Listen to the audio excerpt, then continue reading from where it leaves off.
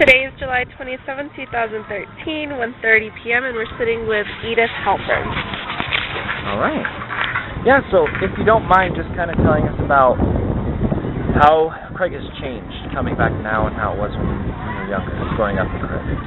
Well, started out to say that there's such a vast difference because we have all these technological things going on today that we never had then. Right. When I was growing up, the first 10 years of my life, we had no electric. We had an outhouse. It was quite different, and so I would say, things are really progressing. It's hard to believe that we have the things that we have. It's just a different life today because the kids today, they're on their computers, they're on their cell phones, they're doing all that kind of thing, and in the day, and even in my time, we were more advanced than in my mother's time, because when she was a young girl, she wrote in her diary that she went out and she fanned the oats, and then she went out to get the cows, and she saw 43 wildflowers, and they were all beautiful. And she was 17 years old. Now, do you think a kid today in Craig, Colorado, or any other place in Colorado or in the United States is going out and doing that and appreciating nature, and they're on their cell phones, they're on Right. It's good and bad. Of course we need all these new things and electronic things, but it's a different world, and people appreciate it more than they worked harder than. I think I had to do chores, and I think we all had to do more chores and do more things. Kids are spoiled today, and they don't appreciate it. And my parents worked hard. I worked hard, and I did well in school, but I was taught the ethics of working hard and doing things. And kids today, a lot of them, they're just, they're into bad stuff because they're not doing good stuff, and that's the big change. But it's a totally different world. It's good or bad. It's good, but not totally good. Something's bad in today's world because of our advances in technology. But anyway, it was a great life here. It was. I grew up on a ranch, so it was, really nature and riding horses and fishing, and we went on fishing trips, and our parents took us on, to the mountains and the streams. It was just really, really a good way of growing up. Right. And then in high school I did well. I went off to college. Beyond that, I went out to San Francisco to see the world. I really had hardly been out of Colorado. Minnesota, where my mother's mother was from, but I just had this gypsy in me.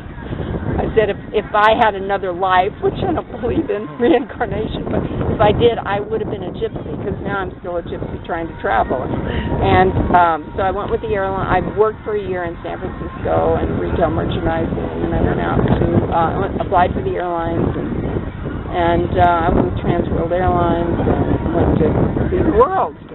Ended up in New York and met my husband there. I never got back west, which I intended to do. So anyway, but I had this great life where I could come back to Colorado, my roots, and yet lived in New York, and not New York, but New Jersey, and had this wonderful life too, and traveled a lot, and still traveling. My husband passed away 16 years ago suddenly, and so I'm still traveling, and my mom was able to travel with us and with me, and with the airline passes that I still have. It's really great. So she traveled a lot. She enjoyed doing and going, and her mother did too, because my mother's mother grew up in Minneapolis. She was born in Minneapolis.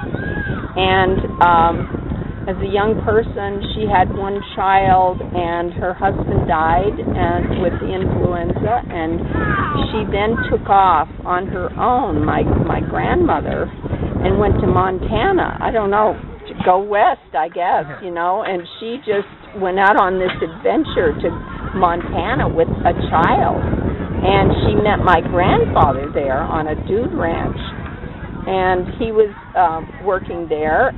He had come from Croatia, and he came to the United States when he was 20, and that was in 1910. And they met on this dude ranch. He was younger than she was, and she had a child. And I'm thinking he probably didn't even speak hardly any language, or the English language. But somehow they had this relation. They met on the dude ranch, and they married in Montana. And then they took this wagon to Colorado. And because they heard of the land and the homestead opportunities to, you know, get land if you build a homestead cabin, and they did. So they came to Colorado, and they started, you know, together, and then my mother was born here in 15. They were married in 1914 on the 19th of July in 1914. So if they were alive today, they'd be married 99 years Wow. a week ago. And next year they'd be married 100 years. But anyway, nobody has 100-year anniversary. So anyway, they had my mother then, and it was a hard life. And my grandmother was from Minneapolis, and this was like really desolate out here. You can imagine now. I mean, this is Craig today, but it was just sagebrush, and it was just dry and desolate. And you go out here and you got a pile of sagebrush, and they say go do something with it. You know, make your land, cultivate the land. So they're pulling out the sagebrush and having to really. Oh, it must have been really hard, and she was kind of discouraged and upset because she left the city, and now where am I? You know, is this really the be-all and end-all? And yet they persevered, and they found happiness here, and they continued. My grandfather worked in a coal mine, and people helped them out, and he went on to start his own coal mine, and he went through a couple of coal mines, starting a couple of veins, and somehow things didn't work out so well with him. One flooded, and he finally got one that really was a good vein and a safe place, and it was Knez Coal Company. And so that was his life.